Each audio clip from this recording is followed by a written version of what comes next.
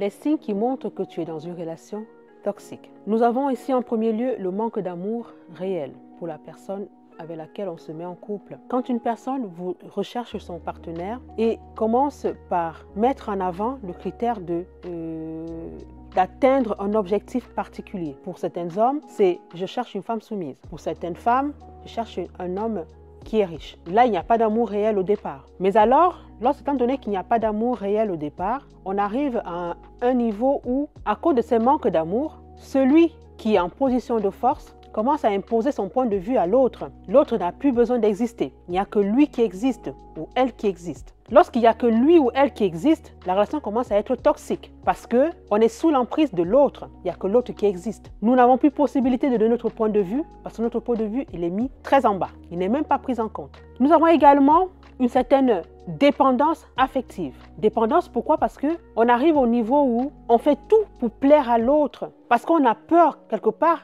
n'oublions pas derrière, on a peur de son ressenti ou de sa réaction. On a peur de sa réaction. On se dit que si on prend une quelconque décision sans le consulter, je ne dis pas qu'il ne faut pas le faire, il faut toujours consulter son compagnon, mais si on prend une décision, même si elle est anodine, il faut toujours le consulter. Si on ne consulte pas, on ne sait jamais quel genre de comportement ou alors quel genre de réaction il aura vis-à-vis de nous. Parce que automatiquement, on commence déjà à se mettre en stress. Et du coup, on se transforme dans la dépendance affective où on se dit que pour lui faire plaisir, nous sommes dans l'obligation de faire comme lui, il aimerait. On dépend complètement de lui. Et quelque part, on commence même à aimer être dans cette dépendance. Parce qu'on se dit que s'il sourit, c'est parce que nous aurons fait le nécessaire. C'est-à-dire aller dans son sens. On n'a plus de personnalité. Notre personnalité a complètement disparu. On n'existe plus. On est l'ombre de nous-mêmes. Notre confiance en nous a complètement disparu. Même ne serait-ce qu'aller travailler et rentrer à la maison devient quelque chose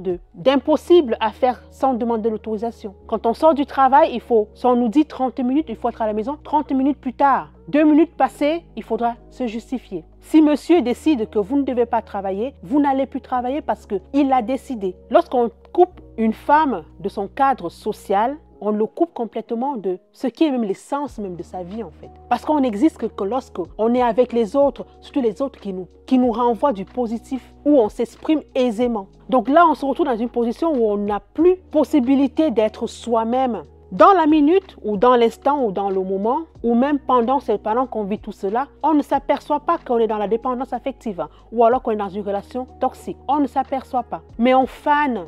Lorsqu'on commence à se voir qu'on a du mal à se coiffer, on a du mal à se maquiller, on a du mal à se sentir belle, se sentir désirée, se sentir femme. Tout ça a disparu. On est content de rester chez soi à la maison. Il y en a qui ont juste envie de sortir de la maison. Quand ils sont à l'extérieur, ils sont très bien. Mais quand ils commencent à rentrer à la maison, ils redoutent le moment où ils vont entrer dans la maison. Cela veut dire que vous n'êtes pas à l'aise chez vous. Et qu'est-ce qui ne vous rend pas à l'aise chez vous? C'est la relation dans laquelle vous êtes. Donc, dès le moment où vous vous rendez compte que vous n'avez plus cette paix, joie qui vous animait tant, bienveillance, amour que vous aviez tant avant, à un moment donné, commencez à vous poser des questions. Si tout ce que vous devez faire, il doit avoir son mot à dire, même la simple robe que vous voulez porter, il a son mot à dire. Parce que je n'aime pas voir les femmes porter que ça, je n'aime pas voir si, vous ne portez plus. J'aime pas voir les femmes mettre du vernis, j'aime pas voir les femmes se maquiller alors qu'il t'a connu en train de faire ton maquillage. Il t'a connu en mettant ton vernis. Subitement, tout cela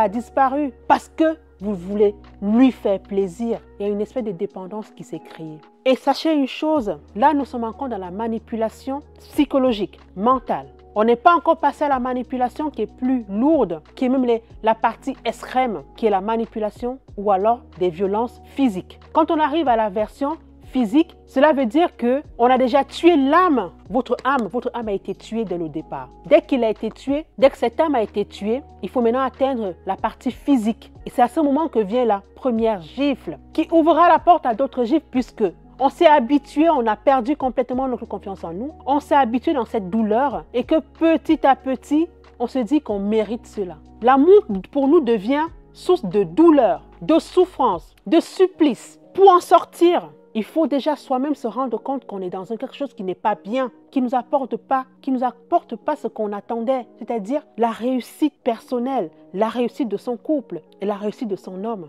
Dès le moment où on se rend compte qu'on ne peut plus supporter, il faut en sortir parce qu'il y a 2 issues possibles, 2, sortir de là infirme ou plein de maladies qu'on va devoir traîner jusqu'à la fin de notre vie, ou alors sortir de là morte. À vous de choisir. Commencez à vouloir arrêter l'hémorragie lorsque c'est encore au départ, c'est-à-dire votre opinion compte. Ou alors laisser les choses se faire au fil du temps et à un moment donné, vous allez passer à la phase supérieure qui est la violence physique, qui vont vous conduire à une de ces deux finalités. Donc, c'est le conseil que je peux vous donner aujourd'hui. Faites attention à vous. Vous méritez de vivre. Vous avez une mission à mener sur Terre qui n'est pas celle-là de s'engourber ou de s'embourber dans une relation toxique, mais plutôt de vivre votre amour et de le crier haut et fort que vous êtes bien dans votre relation.